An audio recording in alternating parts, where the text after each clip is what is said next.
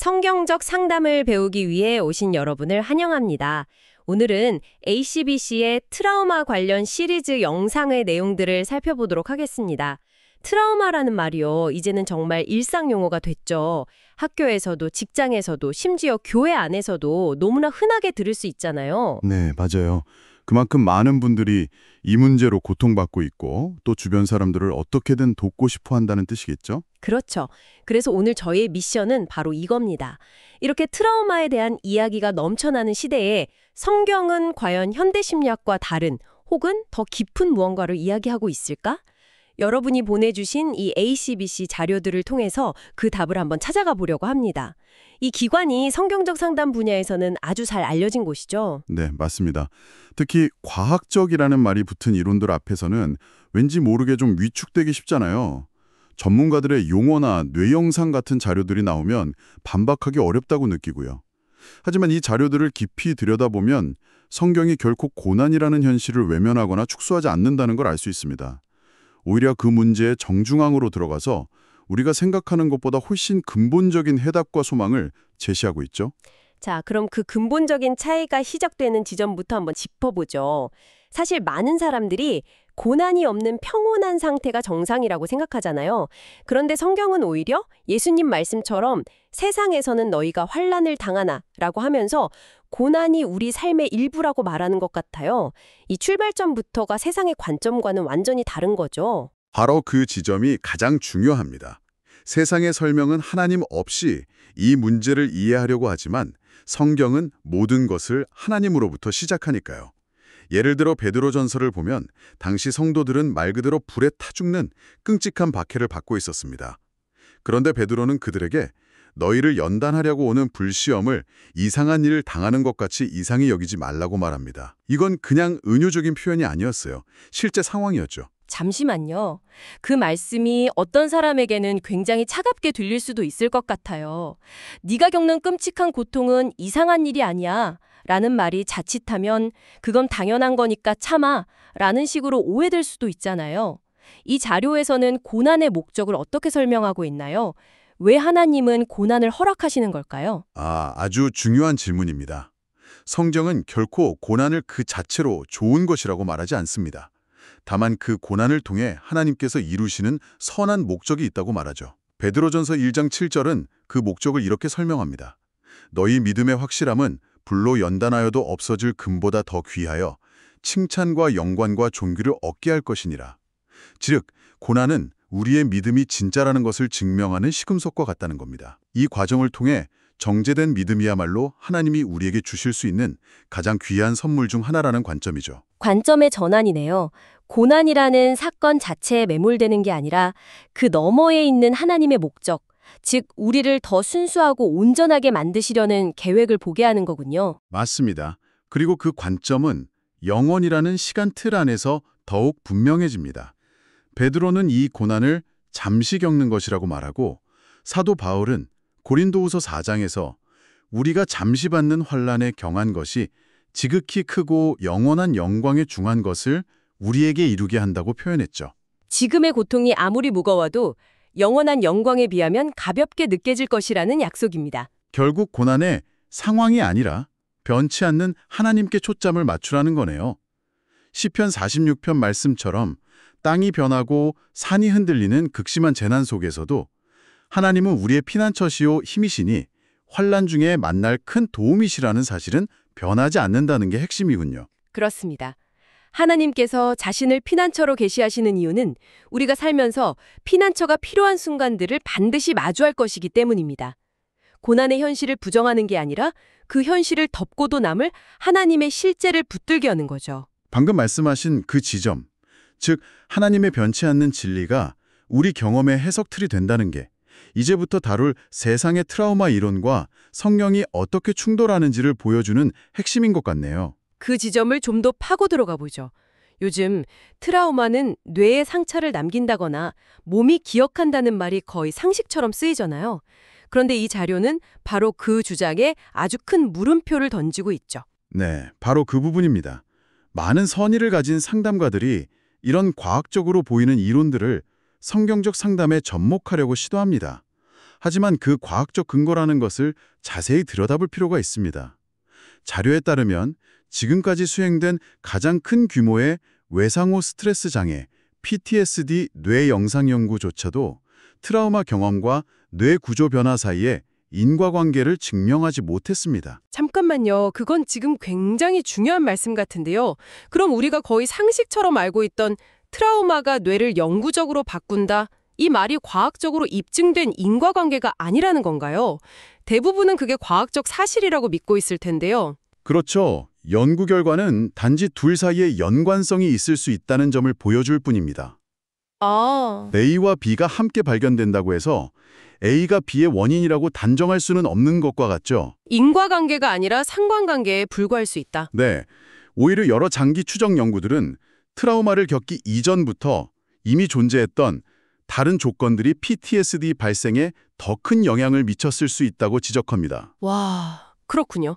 그러면 스트레스 호르몬인 코르티솔 수치가 비정상적으로 유지된다거나 뇌의 공포 중추인 편도체가 납치당해서 이성적인 통제가 불가능해진다는 이야기는 어떻게 봐야 할까요? 이건 정말 그럴듯하게 들리거든요. 그 주장들 역시 과장되었거나 잘못 해석된 경우가 많습니다. 예를 들어 코르티솔의 경우 PTSD 환자 그룹의 코르티솔 수치가 비정상적으로 높을 것이라는 예상과 달리 오히려 정상 그룹보다 낮게 나타난 연구 결과들이 일관되게 발견되었습니다.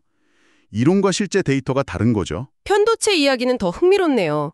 이 분야의 세계적인 권위자인 신경과학자 조셉 루드 박사가 자기 연구가 잘못 인용되고 있다고 직접 말했다는 건 정말 큰 사건 아닌가요? 대중적으로 알려진 상식과 정반대되는 이야기니까요. 맞습니다. 루드 박사 본인이 이렇게 지적했습니다. 두려움은 편도체가 무의식적으로 만들어내는 산물이 아니라 해를 입고 있다는 것을 인지하는 인지적으로 구성된 상태다. 인지적으로 구성된 상태다. 네, 이게 무슨 뜻이냐면 두려움이라는 감정은 뇌의 특정 부위에서 자동적으로 튀어나오는 반사작용이 아니라는 겁니다. 우리가 상황을 해석하고 의미를 부여하고 위험하다고 인식하는 고차원적인 정신활동의 결과라는 거죠. 감정은 결코 무의식적일 수 없다는 선언과도 같습니다. 와, 듣고 보니 초대교부였던 이레니우스의 말이 떠오르네요. 오류는 그 자체의 벌거벗은 모습으로 드러나지 않고 매력적인 옷으로 교묘하게 치장되어 있다고요. 오늘날에는 과학이야말로 가장 매력적이고 권위 있는 오신생비군요. 정확합니다.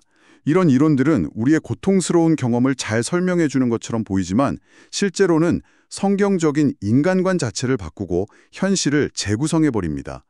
우리가 하나님의 형상으로 창조된 생각하고 선택하고 책임질 수 있는 존재라는 사실을 흐리게 만드는 거죠. 이렇게 잘못된 전제에서 출발한 이론들이 실제 상담 현장에 적용될 때 어떤 문제가 생기는지 궁금해지네요. 단순히 이론이 틀렸다 해서 끝나는 게 아닐 테니까요. 가장 큰 문제는 책임의 문제입니다.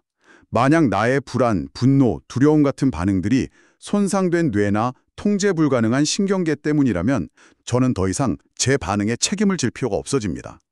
고난 앞에서 하나님께 믿음으로 반응하라는 성경의 모든 가르침, 예를 들어 인내하고 소망하고 감사하라는 말씀들이 무의미해지는 거죠. 제 뇌가 이래서 어쩔 수 없어요 라는 말 앞에서는 성경이 설 자리가 없어집니다. 아, 그러니까 우리 행동의 원인을 뇌나 호르몬 탓으로만 돌리면 마치 우리가 운전자가 아니라 그냥 차에 실려가는 승객이 되어버린다는 말씀이시군요. 정확한 비유입니다. 스스로 핸들을 돌려 다른 길로 갈 수 있는 가능성 자체를 없애버리는 거네요. 이게 바로 자료에서 말하는 도덕적 행위자로서의 정체성을 잃어버린다는 뜻이군요. 네, 바로 그 의미입니다. 그리고 바로 그 지점에서 엄청난 기회비용이 발생합니다. 고난 속에서 겸손히 자신을 돌아보고 그리스도를 더 깊이 의지하며 성숙할 수 있는 기회를 잃어버리는 거죠. 대신 사람들은 디모데후서 4장에서 경고한 것처럼 자기의 사역을 따를 스승을 많이 두고 또 그 귀를 진리에서 돌이켜 허탄한 이야기를 따르게 됩니다. 여기서 말하는 허탄한 이야기가 구체적으로 어떤 것들을 말하는 걸까요? EMDR이나 뉴로피드백 같은 기법들이 언급되던데 이런 것들은 꽤 널리 쓰이고 있지 않나요? 이 자료에서는 왜 이런 방법들이 근본적인 해결책이 아니라고 보는 건지 그 이유가 궁금한데요. 네, 호흡법, 명상, 뉴로피드백, 그리고 EMDR 같은 기법들이 여기에 해당될 수 있습니다. 이런 방법들이 일시적으로 긴장을 완화하거나 안정감을 주는 효과가 있을 수는 있습니다. 하지만 성경적 관점에서 볼 때 문제는 그것들이 문제의 핵심을 다루지 못한다는 점입니다. 고통의 의미를 재해석하고 깨어진 하나님과의 관계를 회복하는 대신 나타나는 증상을 관리하는 기술에만 집중하게 만들거든요. 아, 그러니까 고통의 뿌리가 아니라 열매에만 집중하게 만든다는 거군요. 그렇습니다. 결국 이런 접근은 우리를 영원한 소망이신 그리스도에게서 멀어지게 하고 검증되지 않은 인간적인 기법들에 의존하게 만듭니다. 야고보서 1장에서 약속한 것처럼 고난이라는 시련을 통해 온전하고 구비하여 조금도 부족함이 없게 되는 성숙의 기회를 빼앗아버리는 셈이죠. 베셀 반데어 콜크의 유명한 책 몸은 기업한다, 나 주디스 허먼의 복합 외상 같은 개념들이 바로 이런 관점을 대중화시킨 대표적인 사례겠군요. 우리를 손상된 존재, 피해자로 규정하고 그 손상을 회복하기 위한 특별한 기술을 찾아 헤매게 만드는 거죠. 맞습니다. 고난은 우리 온전하게 만드시는 하나님의 손길이 될 수 있는데 세상 이론은 그 기회를 박탈하고 우리에게 너는 고장났어 라는 낙인을 찍어버리는 위험이 있는 겁니다. 오늘 ACBC의 자료들을 쭉 따라가 보니 트라우마에 대한 세상의 설명이 얼마나 과학적이고 동정적으로 들리는 동시에 그것이 성경에 제시하는 소망과는 얼마나 다른 길로 우리를 이끌 수 있는지 명확하게 보이네요. 입증되지 않은 철학적 가정 위에 세워진 이론들이 진정한 위로와 소망을 가릴 수 있다는 점이 정말 인상 깊습니다. 여기서 우리가 반드시 기억해야 할 것은 두 가지 극단을 피하는 것입니다. 하나는 진리를 무자비한 망치처럼 사용해서 고통받는 사람을 더 아프게 하는 것이고, 다른 하나는 하나님의 성품과 진리가 주는 참전 위로를 전하기를 두려워하며 감추는 것입니다. 둘 다 경계해야 합니다. 우리의 동정심 많은 대제사장이신 그리스도께서는 상하고 연약한 자들에게 가까이 다가가셨습니다. 히브리서 4장의 말씀처럼 그분은 우리의 연약함을 체휼하시는 분이죠. 우리의 접근 방식도 그분의 마음을 반영해야 합니다. 결국 성경은 고난을 무시하거나 외면하는 게 아니라 살아계신 하나님의 실제와 그분의 변치 않는 성품이라는 더 큰 현실로 고난을 정면으로 마주하게 하는 거군요. 바로 그것입니다. 고통의 한 가운데서도 여전히 선하시고 모든 것을 합력하여 선을 이루시는 하나님을 신뢰하도록 우리를 초대하는 것. 그것이 성경이 제시하는 소망의 핵심입니다. 오늘 나눈 이야기들을 바탕으로 여러분이 스스로 더 깊이 생각해 볼 만한 질문을 하나 남겨드리고 싶습니다. 만약 고난 속에서 우리에게 가장 필요한 것이 단순히 고통의 해소가 아니라 하나님의 위대하심과 사랑에 압도되는 것이라면 고통받는 나 자신이나 다른 사람을 만났을 때 우리가 던지는 첫 번째 질문은 어떻게 달라져야 할까요?